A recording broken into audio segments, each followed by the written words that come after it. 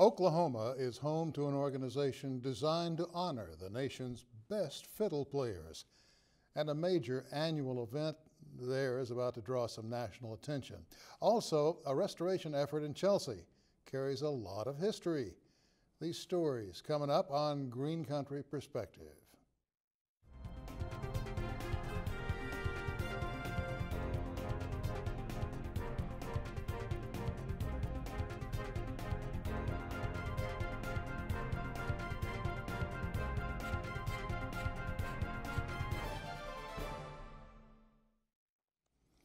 Hello, I'm Sam Jones. Now, I've been a happy boy lately. The reason? Well, Vidalia onions are here. Vidalia onions are a sweet variety grown only in 13 Georgia counties and portions of 7 others. And they are the state's official state vegetable. Now, we didn't get as many in Oklahoma this year as we did as last because, well, they had too much rain in Georgia and the growers had some problems. A friend asked me the other day, how do you welcome Vidalias to Oklahoma? Well, it's easy to answer, you bonehead. You just eat them. The season is short, so you savor every bite. After they're gone, we then look forward to the homegrown tomato season. Homegrown tomatoes are guaranteed to cure what ails you, unlike those red lumps raised on some giant farm in another country, picked early and ripened in the hold of a container ship just in time to add color to your salad. They're way too bland. Homegrown tomatoes make you want to sit under a shade tree with a glass of iced tea and enjoy each bite slowly while you remember days gone by. And just like Vidalia onions, the best way to welcome homegrown tomatoes in Oklahoma is to eat them.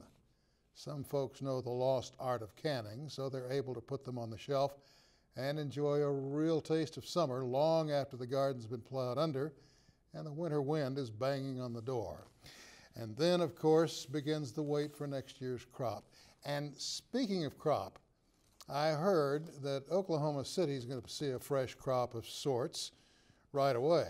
Some folks are over there now just giddy with excitement.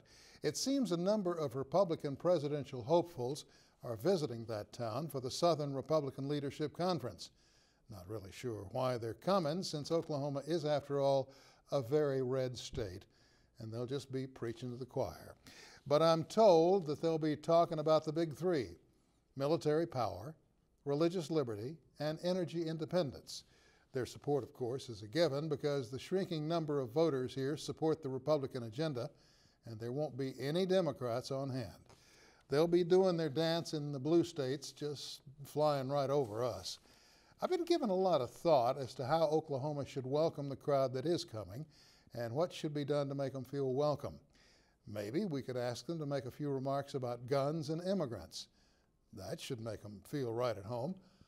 How about we offer them grits and chicken fried steak, and we do that for breakfast. Maybe barbecue for lunch, ribs or brisket, no bologna, or bologna as it were, because that might be insulting if you give them what they give you.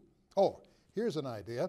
Maybe when the Gov takes the stage, she does the same thing that Sarah Ophelia Colley Cannon did for over 50 years.